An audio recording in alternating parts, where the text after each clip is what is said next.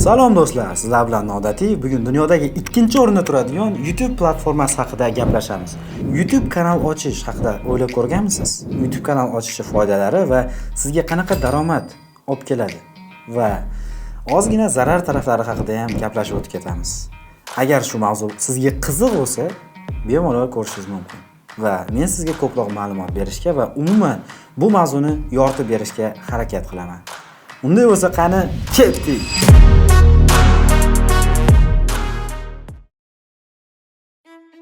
O'zi YouTube kanal ochish nima uchun kerak? Qanday daromad qilsa bo'ladi va nima foydasi bor degan savol sizda aniq bo'lishi mumkin. Keling mana shu savolga aniq javob berishga harakat qilaman. 2020-yillari o'zimdan misol qilib keltiraman. YouTube ga kirib aktiv foydalanishni boshlaganman va u yerdagi kontentlarni ko'rib, o'zim ham kontent video olgim kelgan. Va videolar olib ko'rganman, o'zim qiziqgan mavzularda va oddiy telefonimlarda Samsung Galaxy S2. Kamerasi ham uncha yaxshi emas edi, ovozi ham uncha zo'r yozilmasdi. Videolar olishni boshlaganman va bu orqali ko'plab mavzularga qiziqib, chuqurroq o'rganishni boshlaganman. Misol uchun, oddiy kitob o'qish bo'yicha kitobni qanday obzor qilish mumkin, qaysi joylarni aytish kerak, nimalarga e'tibor berish kerak. Mana shularni o'rganib chiqqanman. Bu orqali kitob o'qishga qiziqib, kitoblarni ham ko'proq o'qishni boshlaganman. Ya'ni inson o'zining shaxsiy rivojlanishi uchun YouTube juda ham yaxshi platforma va o'zining g'oyalarini, fikrlarini ko'proq auditoriyaga yoki bo'lmasa o'zining sohasini ko'proq odamlarga yetkazadi va ekspertligini his qildirsa, shu sohaga qiziqadigan odamlarni ko'proq to'plasa, bu orqali o'z mahsulotini, o'z produktini yoki bo'lmasa o'z xizmatini bemalol sotishi yoki bo'lmasa taklif qilishi mumkin. YouTube mana shu tarafdan zo'r platforma. Chunki YouTube'da siz ko'proq vaqt sarflaysiz. O'zingizdan misol, YouTube'ga kirganda yoki bo'lmasa kirishdan oldin o'zingiz bilasiz, bu YouTube'da ko'proq vaqt o'tkazishingizni yoki bo'lmasa 10 minut, 20 minut vaqtingiz bo'lgandagina YouTube'ga tashrif buyurasiz yoki qaysidir videoni ko'rasiz. Bu degani siz hozir qancha vaqtingiz bilan investitsiya qilayotgan bo'lsangiz, keyinchalik shuncha pulingiz bilan investitsiya qilasiz degan. YouTube'dan mana shu orqali daromad qilsa bo'ladi yoki bo'lmasa foyda topsa bo'ladi. Bitta proyekt olaylik. Yaqinda Mirjalol degan bola bilan kontent qildik. Ya'ni men syomka qilib berdim, montajlarni qilib berdim. U dangasalik bo'yicha video qilgan. Dangasalik bo'yicha YouTube'dagi ko'p, ya'ni hamma videolarda inglizcha bo'ladimi, o'zbekcha bo'ladimi, hamma videolarni ko'rib chiqqan va dangasalikka oid bo'lgan maqolalarni o'rganib chiqqan. O'zidan tajribalarini, o'zidagi fikrlarini qo'shgan. Bu orqali u dangasalik mavzusi bo'yicha deyarli professional ekspertga aylanib qolgan. YouTube kanal ochib, unday videolar tayyorlab yuritish bu insonning o'zining shaxsiy rivojlanishi, shaxsiy o'sishi, o'zining bilim darajasini ko'tarishga juda ham katta ta'sir qiladi.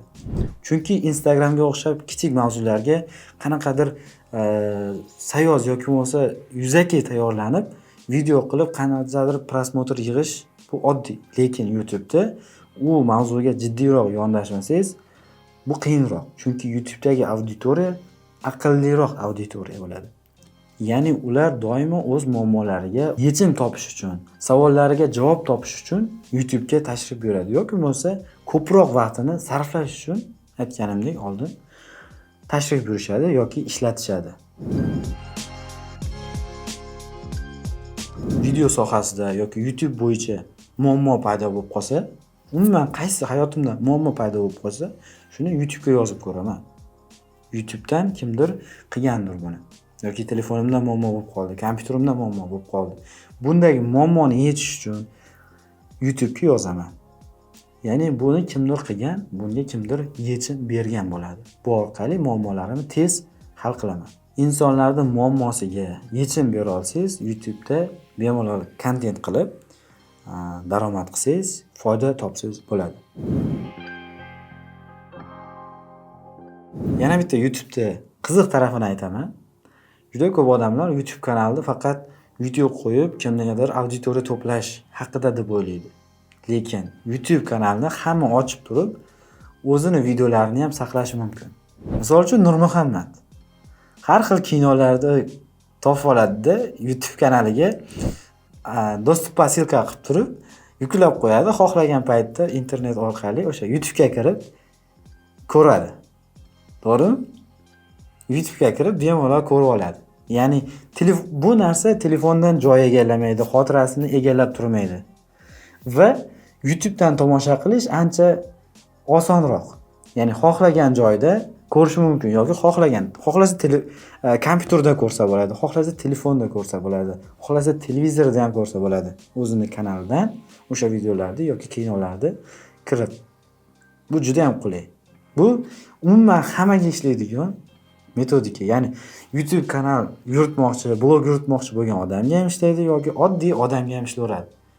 Ya'ni o'zingizni misol uchun qanaqadir qiziq hayotingizda bo'lgan voqealarni olib, dostуп posilka qilib turib yuklab qo'ysangiz, xohlagan paytingizda o'zingiz kirib ko'rsangiz ham bo'laveradi. Bu ya'ni insonni o'zini tarixini, o'zini qanaqadir esdalik videolarini saqlashga juda ham zo'r platforma YouTube.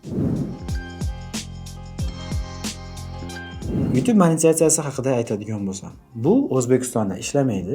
Bu degani O'zbekistondan kontent qilib turib, kontent qilib pul ishlash mumkin emas degani emas.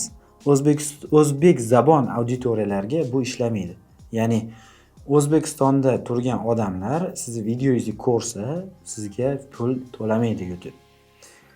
Chunki YouTube'da o'zbekistonliklarga reklama chiqmaydi.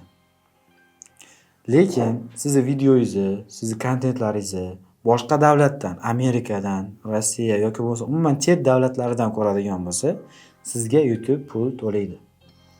Bu monetizatsiya shunaqa ishlaydi. Bu natijaga erishish uchun, ya'ni monetizatsiyani yoqish uchun sizda hozir 1000 ta obunachi bo'lish kerak va videolaringizni soati 4000 soat ko'rilgan bo'lishi kerak. Shu statistikalar sizda bo'lsagina siz YouTube partnerga, ya'ni monetizatsiyaga ulanishingiz mumkin bo'ladi. Fikrlaringiz, g'oyalaringiz umuman rivojlanib ketib qoldi. Ko'proq odamlar ko'rishni boshladi va siz mana shu mavzular bo'yicha hamkorlar topishingiz mumkin yoki bo'lmasa reklama olishingiz mumkin bo'ladi. Mana shu reklamalar orqali ham siz daromad qilsangiz bo'ladi. To'g'ri, buning uchun sabr qilish kerak, kontentni davomiy qo'yish kerak. Bu nima deydi? Bitta video qo'ydim, ertasi kuni pul jaraq-jaraq keladi degani emas. Hamma ishda ham qiyin bo'ladi boshida. Keyinchalik sizni kontentlaringiz ko'p ko'rilishni boshlasagina siz reklama olishingiz yoki bo'lmasa qandaydir hamkorlar orqali, homiylar orqali pul topishingiz mumkin bo'ladi. Videoni boshida aytgandim, YouTube kanal ochishda qanaqa salbiy taraflari bo'ladi? Umuman insonning o'ziga qanaqa salbiy taraflari bor? Hozir shu haqida gaplashamiz. Birinchi o'rinda YouTube'ga kontent qilish bu juda ham ko'p narsani o'rganishni talab qiladi. Buni tepada aytib ketdim. Ya'ni siz bu ko'p narsani o'rganish ko'p vaqt talab qiladi. Boshqa ishlardan siz vaqtingizni tejab YouTube kontent qilishga vaqt ajratish kerak bo'ladi. Uni montaj qilish kerak, uni syomka qilish kerak, unga qanaqadir pul tikishingiz kerak bo'lib qoladi. Yoki bo'lmasa undan oldin kontentni o'rganib chiqib, bu mavzuga tayyorlanish uchun ko'p vaqtingizni sarflashingiz kerak bo'ladi. Ya'ni ko'p energiyangiz ketadi, ko'p vaqtingiz ketadi. Bunga tayyor bo'lish kerak bo'ladi. Yana bitta salbiy tarafini aytadigan bo'lsam, YouTube kanal ochdingiz, unga video tayyorlab qo'ydingiz. Bu degani ertasiga sizda ko'p prosmotrlar, yangi auditoriyalar sizga nima deydi, jon deb kutib turibdi degani emas. To'g'ri, ba'zi kontentlar bor, shunaqa zo'r tayyorlangan va ular qiziq va ko'pchilik odamlar unga qiziqib ko'radi. Bitta misol aytaman, o'zim ishlagan, o'sha yana dangasalik bo'yicha video qilgandik. U tayyorlanib qo'yildi. Men uni kirib ko'rmadim kanaliga ham. Lekin qanchadir misol uchun bir haftadan keyin kirib ko'rsam, prosmotrlar soni 30 ta. Umuman yangi ochilgan kanal, birorta ham podpischigi yo'q kanalda prosmotr 30 ta. Bu narsa odamga juda katta motivatsiya beradi va keyingi videolarni olishda, keyingi videolarni davom ettirishda katta ta'sir qiladi. Lekin bu degani hammada ham shunaqa ishlaydi emas. Ya'ni ba'zi kontentlarda juda ham kamchilik odamlar ko'rishi mumkin. Bu odamni demotivatsiya qiladi, ya'ni motivatsiyasini juda tushirib yuboradi. Umuman kontent qilgisi ham kelmaydi odamni. Ya'ni kirsangiz 10 ta view yoki 30 ta prosmotr bo'lib tursa, ertasiga keyingi videoni olishga umuman qiziqish bo'lmaydi. Xulosa qiladigan bo'lsak, YouTube orqali siz bemalol daromad qilsangiz bo'ladi yoki reklamalar orqali pul topsangiz bo'ladi va o'zingizni shaxsiy rivojlantirish uchun, o'zingiz shaxsiy brendingizni yoki sohangizni kengaytirish uchun YouTubedan bemalol foydalansangiz bo'ladi. Lekin o'sha aytganimdek, YouTube'da bir nechta salbiy taraflari bor. Ko'p vaqt oladi odamdan, ko'p energiya talab qiladi va undan tashqari o'sha sizni videolaringiz kamroq auditoriya ko'rishi mumkin. Bu sizga salbiy ta'sir qilishi mumkin. Bunga ham tayyor turish kerak YouTube'ga kirgan odam. Lekin bitta gap bor. Aziz Rahimov deb hozir ko'pchilik odam taniydi. Men uni 10 mingta, 20 mingta podpisчиgi borligidan beri kuzataman. U o'sha paytda boshlaganda aytgan. Hozirgi video olyapmiz. Bu videolar qancha prosmotr yig'sa ham, odamlar ko'rmasa ham men roziman. Bu vaqt ketkazgan vaqtimga rozi bo'laman va o'rgatishda, yangi videolar chiqarishda davom etaman. Ya'ni odamlarning fikriga men qarab qolmasdan videolarimni chiqarishda davom etaman. Chunki bu narsa men o'zim uchun. Ya'ni o'zi uchun qilgani uchun, ya'ni shaxsiy rivojlanish uchun qilgani uchun bu narsani davomiy qilgan va bu orqali to'g'ri boshida 10 mingta, 1000ta, balki 100 ta odamlar ko'rgandir boshida. Hozir Azrahim videolarini juda ham ko'pchilik odamlar ko'radi. 100 mingta, 150 ming, ba'zi videolarini balki 500 ming ko'rilgandir, hozir bilmadim. Marta chiqaraman. Shunaqa. Ya'ni odam bu narsaga tayyor turish kerak va tayyor bo'lgandan keyin YouTube'ga kirish kerak deb o'ylayman. Xulosa qiladigan bo'lsak, YouTube kanal ochish bu sizga yangi imkoniyatlar, yangi daromad manbalarini topishga va yaratishga yordam beradi. Bundan tashqari o'zingizni shaxsiy rivojlanishingiz va yangi ko'nikmalarni egallashingizga katta ta'sir ko'rsatadi. Lekin shuni unutmang, bu yo'l oson emas. Keyingi videolarda ko'rishguncha salomat. Agar video yoqgan bo'lsa, like bosib, kommentariyada bu video haqida o'zingizni fikrlaringizni, feedbacklaringizni yozib keting. Rahmat.